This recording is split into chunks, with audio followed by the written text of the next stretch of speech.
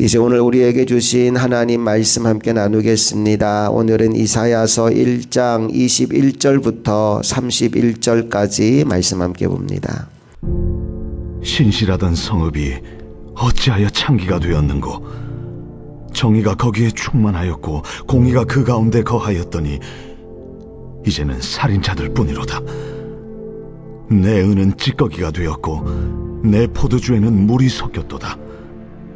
내 고관들은 패역하여 도둑과 짝하며 다 뇌물을 사랑하며 예물을 구하며 고아를 위하여 신원하지 아니하며 과부의 송사를 수리하지 아니하는도다. 그러므로 주 만군의 여호와 이스라엘의 전능자가 말씀하시되, 슬프다.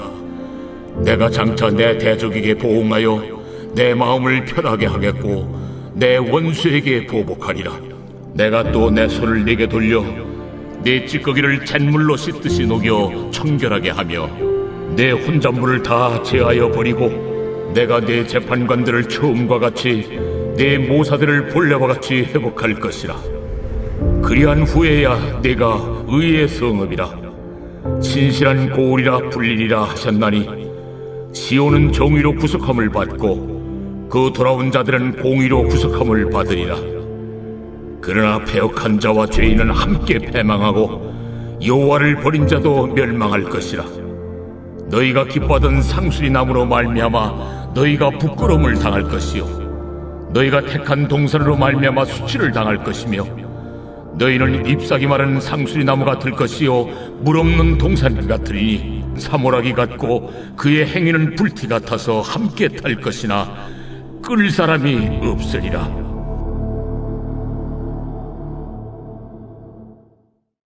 이사야서는 66장 굉장히 방대한 성경입니다. 그리고 이사야서가 배경으로 하는 시대도 굉장히 스펙트럼이 넓어요. 1장 1절 말씀에 보면 유다 왕 우시야와 요담과 아하스와 히스기야 시대에 아모스의 아들 이사야가 유다와 예루살렘에 관하여 본 계시라, 이렇게 적혀 있죠.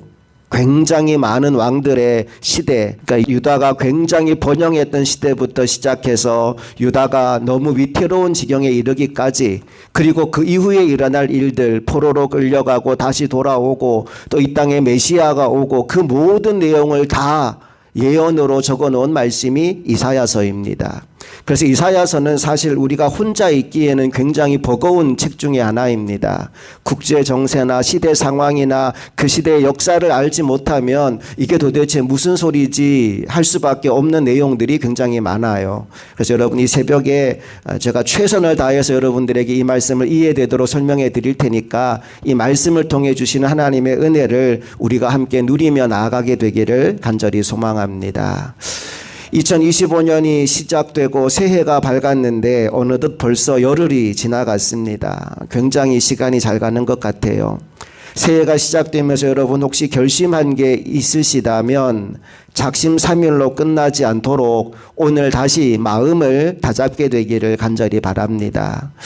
우리가 무언가를 시작할 때 우리 안에 기대감이 있잖아요. 또 흥분도 있고 잘해보겠다는 결심도 있어요. 그런데 시간이 흘러가면서 그 결심과 결단이 서서히 무너지고 예전 과거와 똑같은 상태로 다시 돌아가 버릴 때가 참 많습니다. 그런 우리들에게 오늘 본문은 처음의 상태를 다시 회복하라는 말씀을 들려줍니다. 21절 말씀을 같이 읽어볼게요. 시작. 신실하던 성읍이 어찌하여 창기가 되었는고? 정의가 거기에 충만하였고 공의가 그 가운데 거하였더니 이제는 살인자들 뿐이로다. 이 성읍 가운데 신실했던 때, 정의와 공의가 충만했던 때가 있었다는 거예요. 그런데 그게 지금은 다 무너져 버렸다는 겁니다. 22절과 23절도 읽어봅니다. 시작. 내 은은 찌꺼기가 되었고 내 포도주에는 물이 섞였도다.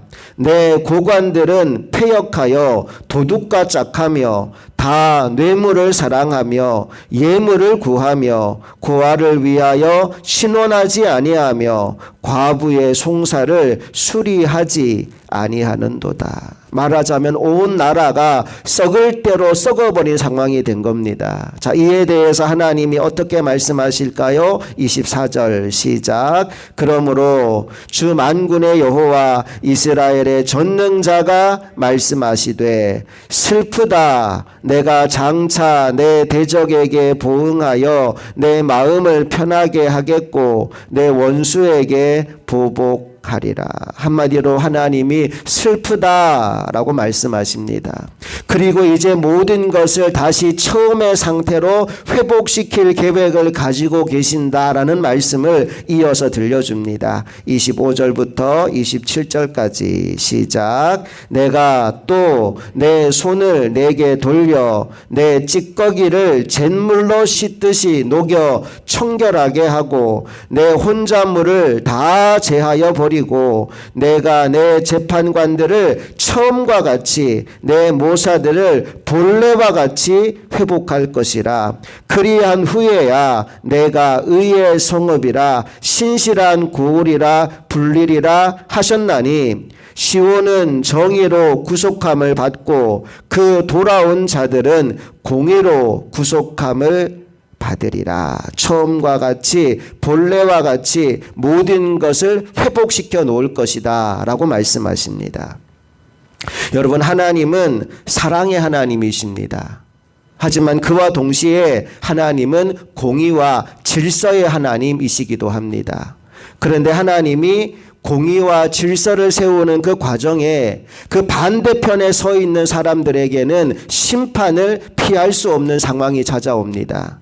그리고 하나님이 심판하시는 그 모습만 보고 있으면 하나님이 무서운 분이다라는 오해를 하게 됩니다. 여러분, 하나님은 사랑의 하나님이십니다. 그런데 질서와 공의를 세우시기 위해서 때로 심판하실 때가 있어요. 하나님이 무서운 하나님이라 그런 게 아니라 공의의 하나님이시기 때문에 그런 겁니다. 그런데 많은 사람들이 그 한편의 모습만 보고 하나님을 오해하게 된다는 겁니다. 28절 말씀 다 같이 시작. 그러나 패역한 자와 죄인은 함께 패망하고 여호와를 버린 자도 멸망할 것이라. 패망과 멸망이 찾아오지만 하나님이 무서운 하나님이시기 때문이 아니고 질서를 세우기 위함이라는 사실을 우리가 기억해야 됩니다. 노아의 홍수 때도 마찬가지입니다. 하나님의 아들들이 사람의 딸들의 아름다움에 취해서 자신들이 있어야 할 자리를 떠나 그들과 함께 뒤섞여 버렸을 때 하나님은 세상에 사람 지었음을 슬퍼하시며 홍수로 세상을 멸하셔야만 했습니다. 자, 그런데 그럼에도 불구하고 하나님은 이 땅을 완전히 끝내지 않으셨어요. 노아의 가족을 남겨두심으로 세상을 향한 하나님의 사랑을 보여주셨습니다. 이사야서 1장도 마찬가지입니다. 우리가 지금 읽은 말씀에 가만히 보면 하나님이 다 멸하여 버린다로 끝나는 것 같은데 그렇지 않다는 겁니다. 9절 말씀으로 한번 가볼게요. 9절 시작. 만군의 여호와께서 우리를 위하여 생존자를 조금 남겨두지 아니하셨다면 우리가 소돔 같고 고모라 같았으리로다. 아멘. 여기 뭐가 나오느냐 하면 남은 자 이야기가 나옵니다. 만군의 여호와께서 우리를 위하여 생존자를 조금 남겨두셨다라고 말씀이 나오죠. 이 남은 자 이야기가 앞으로 이사야서에 굉장히 많이 등장합니다. 사랑하는 여러분, 오늘 우리가 이 시대에 남은 자들이 될 수 있기를 간절히 축복합니다. 하나님은 어느 시대이든지 바로 이러한 남은 자들을 통하여서 새 역사를 써내려 가십니다. 여기 남은 자가 있기 때문에 우리가 소돔과 고모라 같지 않다라는 이야기를 합니다. 여러분, 소돔과 고모라가 왜 망했습니까? 그 땅 사람들이 악을 저질러서 맞습니다. 그 시대가 악해서 그렇다 맞습니다. 하지만 더 중요한 이유가 있어요. 의인 10명이 그 땅에 없었기 때문에 소돔 고모라가 망한 겁니다. 아브라함이 하나님께 간청하지 않습니까? 의인 50명이 있으면 어찌하겠습니까? 45명이 있으면 어찌하겠습니까? 30명이 있으면, 20명이 있으면, 10명이 있으면 어찌하겠습니까? 하나님께 물었을 때 하나님이 의인 10명만 있어도 내가 그 성읍을 멸하지 않겠다라고 말씀하셨어요. 그런데 그 땅에 의인 10명이 없음으로 말미암아 소돔과 고모라는 완전히 멸절돼 버린 거예요.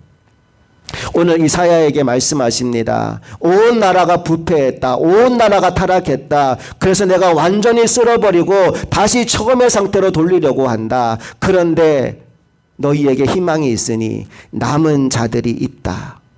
남겨놓은 자들이 있다. 그러하기에 이 땅은 소돔 고모라와 같이 멸망당하지는 않을 것이다 라고 말씀하고 있는 겁니다.